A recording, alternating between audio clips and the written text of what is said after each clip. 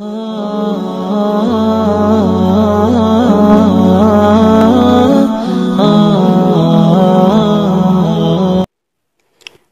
ونصلي على رسوله الكريم اما بعد فاعوذ بالله من الشيطان الرجيم بسم الله الرحمن الرحيم يا أيها الذين آمنوا قوا أنفسكم وأهليكم نارا وقودها الناس والحجارة عليها ملائكة غلاظ شداد لا يعصون الله ما أمرهم ويفعلون ما يؤمرون. قال النبي صلى الله عليه وسلم كلكم راع وكلكم مسؤول عن رعيته او كما قال النبی صلی اللہ علیہ وسلم. میرے واجب الاحترام سننے والوں دیکھنے والوں السلام علیکم ورحمۃ اللہ وبرکاتہ. آج آپ حضرات کے سامنے بہت ہی اہم بات پر کچھ دیر کے لیے گفتگو کروں گا. وہ ہے اولاد کی تربیت. عزیز دوستو، اولاد کی تربیت یہ بہت زیادہ لازمی ہے. آج ہم اپنے معاشرے میں، اپنی سوسائٹی میں جو بے حیائی دیکھتے ہیں، جو فحاشی اور یعنی دیکھتے ہیں، اس کی بنیادی وجہ یہی ہے کہ ہم اولاد سے بے خبر ہوتے ہیں، ان کی تربیت سے. چونکہ آج کے بچے یہ کل کے معمار ہیں، تو جب یہ بڑے ہو جاتے ہیں تو پھر وہ اس مقام تک پہنچ جاتے ہیں کہ پھر اولاد کا کہا، والدین کا کہا پھر نہیں مانتے. والدین پھر اگر اپنے اولاد کی تربیت کی کوشش کرے، اصلاح کی کوشش کرے، پھر وہ کبھی والدین کے باتوں کو نہیں مانتے. تو لہٰذا بچپن ہی سے اپنے اولاد کی تربیت کی فکر ہونی چاہیے، کیونکہ ہر بچہ دین کے فطرت پر پیدا ہوتے ہیں. کسی نے خوب کہا کہ بچوں کی مثال یہ مٹی کی طرح ہوتے ہیں. مٹی میں آپ جتنا پانی ڈالو گے تو وہ پانی اپنے اندر جذب کر لیتی ہے. تو اسی طرح آپ اپنے اولاد کو جس سانچے پر ڈالو گے، اگر دین کے سانچے پر ڈالو گے تو بعد میں یہ ایک دیندار، ایک مذہبی بچہ ہوگا. اگر بچی ہے تو وہ ایک مذہبی خاتون بنے گی، اگر بچہ ہے تو وہ ایک مذہبی رہنما بنے گا. تو لہٰذا والدین کی بہت بڑی ذمہ داری ہے کہ وہ اپنی اولاد کی تربیت کی کوشش کرے. قرآن مجید میں اللہ رب العزت نے خود ارشاد فرمایا، یا ایھا الذین آمنوا قوا انفسکم واہلیکم نارا. اے ایمان والو، اپنے آپ کو بھی آگ سے بچاؤ اور اپنے گھر والوں کو بھی آگ سے بچاؤ. ایسا آگ ہے وقودھا الناس والحجارہ، جس کے ایندھن لوگ ہیں اور پتھر ہے. علیہ ملائکۃ غلاظ شداد، جس کے اوپر چوکیدار ایسے سخت فرشتے ہیں. لا یعصون اللہ ما امرہم ویفعلون ما یؤمرون، جو آنکھ چبکنے کے برابر بھی اللہ کے نافرمانی نہیں کرتی. وہ فرشتے اللہ انہیں جو حکم فرماتے ہیں وہی سر انجام دیتی ہے. تو اس آنکھ سے بچنے کا حکم ہمیں شریعت نے دی ہے، اور یہ ہمیں حکم دیا ہے کہ اپنے اولاد کی تربیت کی بھی کوشش کرو. والدین کی بہت بڑی ذمہ داریاں ہے.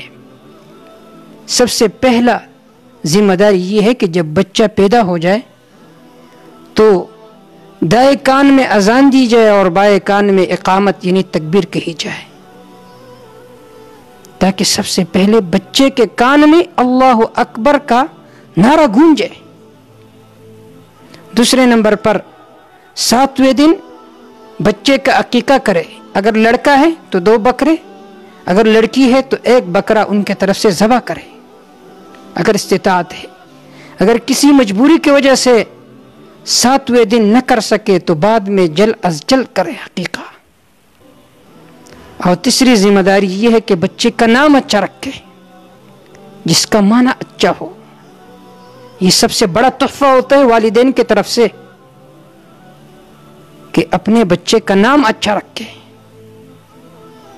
اور اس کے ساتھ ایک ذمہ داری یہ ہے کہ جب اس کی قوتی گویائی شروع ہو جائے تو اللہ کا نام بچے کو سکھائے، پھر کلمہ طیبہ سکھائے. اور آج جب انٹرنیٹ کا دور ہے، فحاشی اور عریانی ہر کسی کے جیب میں ہے، تو اب بچوں کی تربیت کی اور زیادہ فکر کرنی چاہیے. والدین پر لازمی ہے.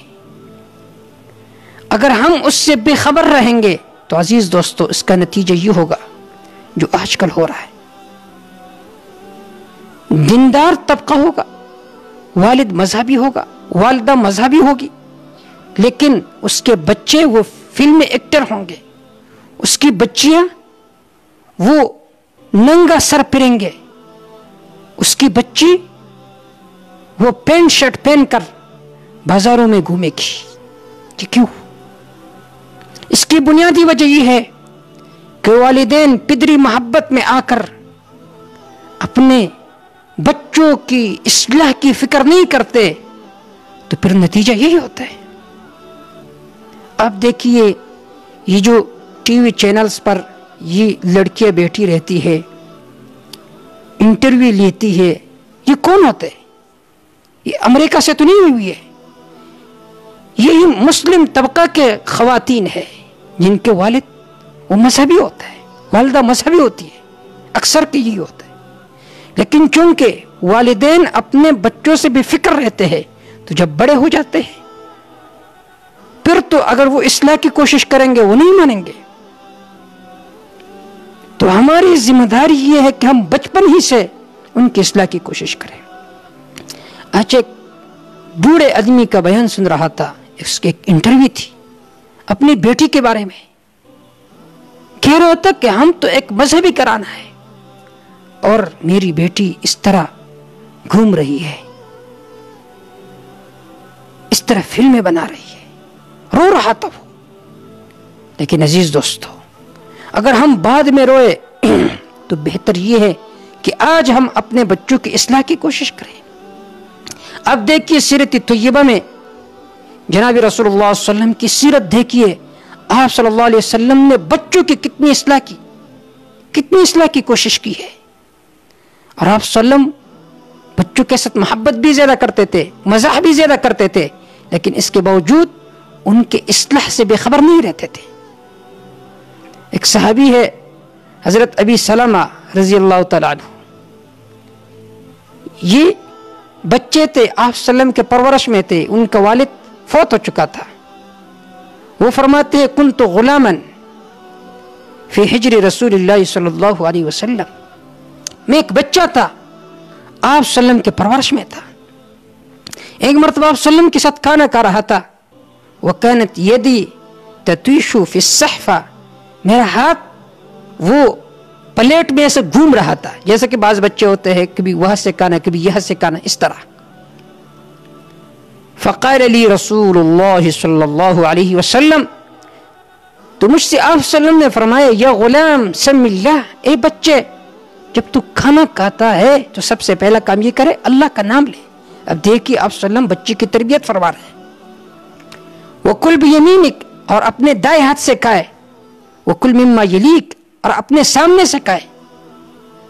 وہ صحابی فرماتے ہیں فَمَا زَالَتْ تِلْكَ طُعْمَتِي بَعْدُ، اس کے بعد میرا معمول یہی بنا.